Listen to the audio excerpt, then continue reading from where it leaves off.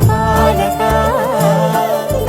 మంగళకరమౌ నీరాక ధర్మానికి వేదిక అవుగాక మా జీవనమే ఇక పావనమౌగాక నీ పాలన శ్రీకరమౌగాక సుఖ శాంతు